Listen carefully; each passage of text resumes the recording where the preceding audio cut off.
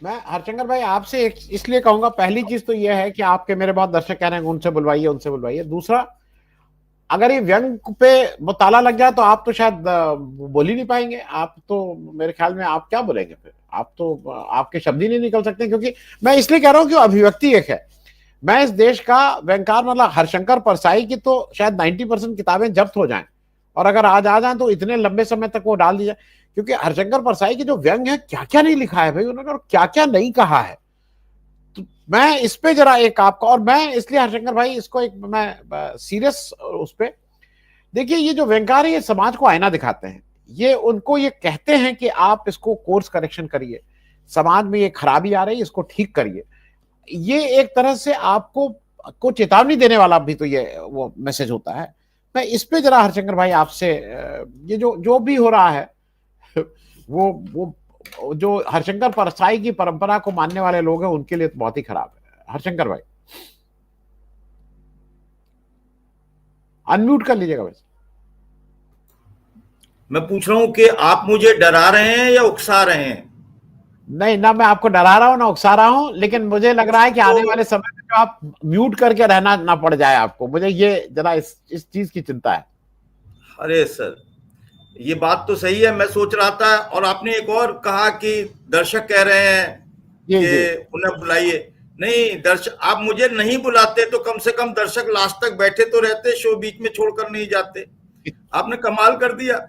तो खैर, आपसे एक लास्ट नहीं, क्लोजिंग स्टेटमेंट आप ही देंगे। चलिए, अब इन सबका इलाज है अपने पास, आखिरी शब्द अरे आप सर, ही का आप, होगा। मैं वही कह रहा हूं, इस देश में जो इलाज ठाकुरों के पास है वो किसी के पास नहीं है। मतलब ठाकुर यानी दबंगों के पास है, और यहाँ दबंग आप है, मास्टर की आपके पास है।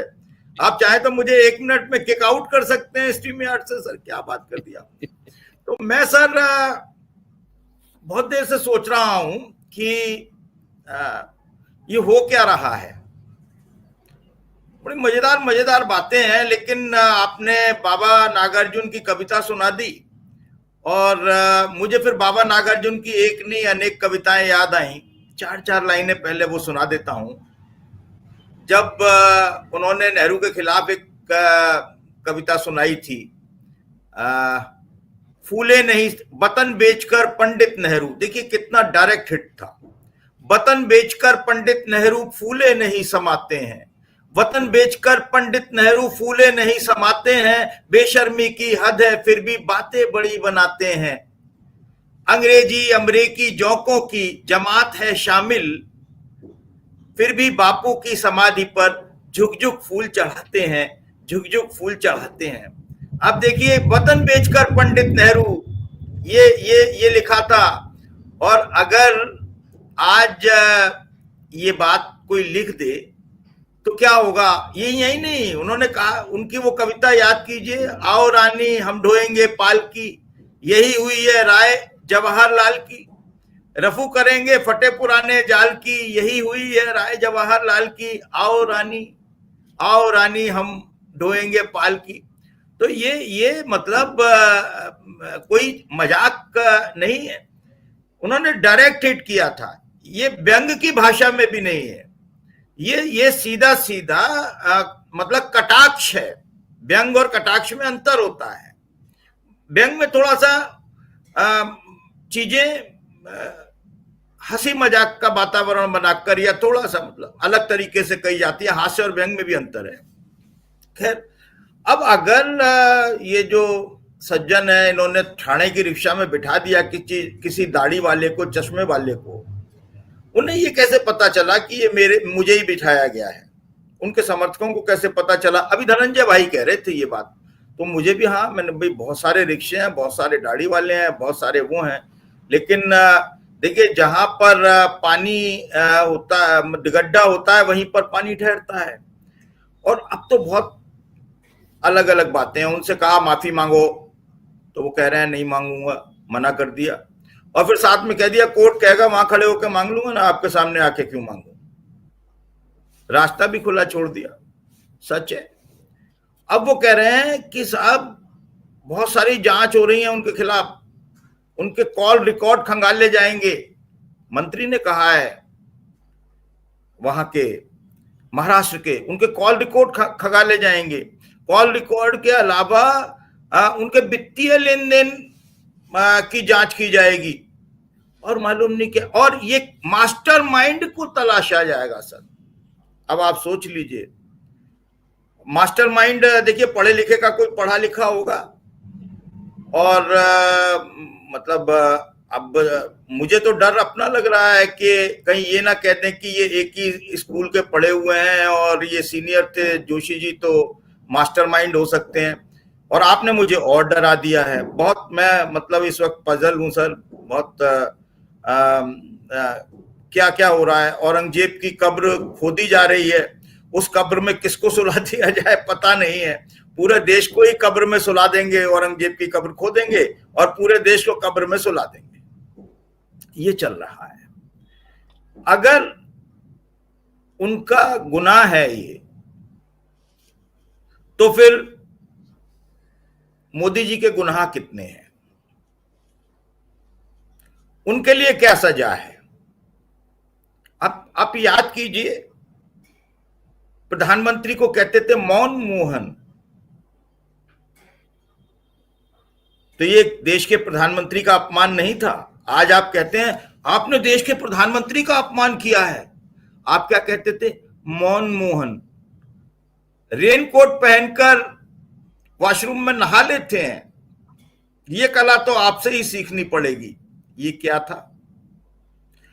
सोनिया की तस्वीरों को कितने अभद्र ढंग से प्रस्तुत किया बीजेपी की आईटी सेल ने, लगातार किया। अमर्यादित तौर थी वो, मर्यादा के दायरे को लांघ कर किया। इन्होंने कम से कम मर्यादा नहीं लांघी, इन्होंने तंज किया, इन्होंने पैरोडी बनाई, और पैरोडी बना के उन्होंने बात कही, लेकिन मर्यादा को उन्होंने नहीं तोड़ा। कह रहे हैं कि जो मर्यादा तोड़ेगा, अरे भाई आप मर्यादा को जानते हैं? आपको मालूम है कि मर्यादा कहाँ बिकती है? वो तो जब 14 में आपकी सरकार बनी तो मर्यादा को आप पता नहीं नागपुर के किसी नाले में फेंक आए जाकर। आप मर्यादा की बात करते हैं। और मजे की बात यह है सर, 50 करोड़ की गर्लफ्रेंड, एक एग्जाम्पल नहीं है, 50 करोड़ की गर्लफ्रेंड, और जर्सी गाय और इटली वाली मैडम। एक मतलब आप सोचिए कि पतन की कोई सीमा होती नहीं है। लोग कहते हैं ना पतन की भी सीमा होती है, मैं कहता हूं पतन की कोई सीमा नहीं होती। और उसके बाद मतलब कहते हैं कि ये तो राजनीतिक आलोचना है। आप ढिठाई देखिए कि जर्सी गाय और 50 करोड़ की गर्लफ्रेंड, ये राजनीतिक आलोचना है। और सबसे बड़ी आपत्तिजनक टिप्पणी कांग्रेस की विधवा। सर निर्लज्जता की कोई सीमा होती है क्या? जिसकी उतर गई लोई उसका क्या करेगा कोई? हाँ, जिसकी उतर गई लोई उसका क्या करेगा कोई? अब ये क्या कहते हैं सर इसको, जब कांग्रेस की विधवा पर बात हुई तो इनके एक स्पोक्स पर्सन कह रहे थे ये तो रूपक इस्तेमाल किया है, रूपक के तौर पर इस्तेमाल किया है, मतलब वो रूपक है, और जो कामरा ने किया वो रूपक नहीं है। और अब उन्होंने कहा क्या आप अच्छा ये बताइए।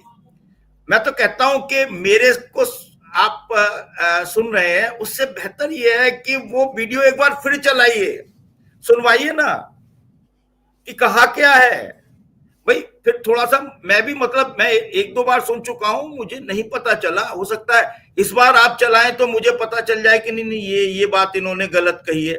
मैं 2-3 बार 4 बार देख चुका हूं। जब से मेरे पास में फोन आया आपके ऑफिस से प्रिया का, तो मैंने कहा कि भाई ये मामला मेरी समझ से बाहर है। अब वो बोली मैं आपको लिंक भेज देती हूँ।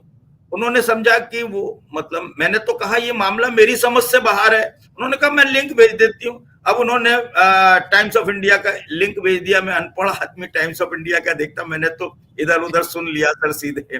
तो मुझे लेकिन समझ के बाद कई बार देखा, तो मैंने कई बार देखा, मुझे समझ में नहीं आया। आप एक बार चलाइए ना सर, क्यों आप मतलब आप भी शायद लगता है घबरा रहे हैं कुछ चलाने में।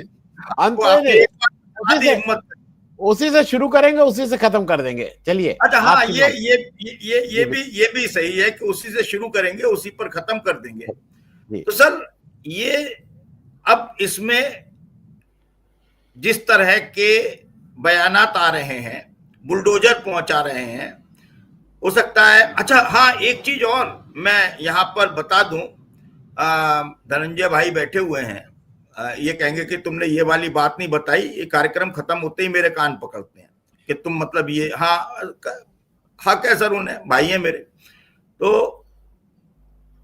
उन लोगों को, 12 लोग हैं या कितने हैं, एग्जैक्ट संख्या मुझे याद नहीं है, उनको जमानत मिल गई है, उनके खिलाफ एफआईआर हुई और उसमें जमानत, उन्हें हाथ की हाथ मिल गई है। यानी कि आप किसी के घर में तोड़फोड़ करते हैं, स्टूडियो में तोड़फोड़ करते हैं, उत्पात मचाते हैं, माँ बहन की गालियां बकते हैं और गुंडाई करते हैं, तो बजाय गुंडा एक्ट लगने के, गैंगस्टर एक्ट लगने के, आपको ऐसी धारा में बुक किया जाता है, पहली एफआईआर लिख दी जाती है, उसमें उन्हें कोर्ट से जमानत मिल गई है।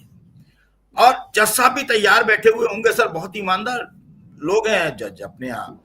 आप जानते हैं, हाँ आपने देखा सर, वो विश्वनाथ फिल्म का एक गाना था, जली को आग कहते हैं, भुजी को राख कहते हैं। इधर तो जो जल गया उसे भी नोट कहते हैं, जो भुज गया उसे भी नोट कहते हैं, राख में भी नोट है, और पता नहीं क्या क्या है।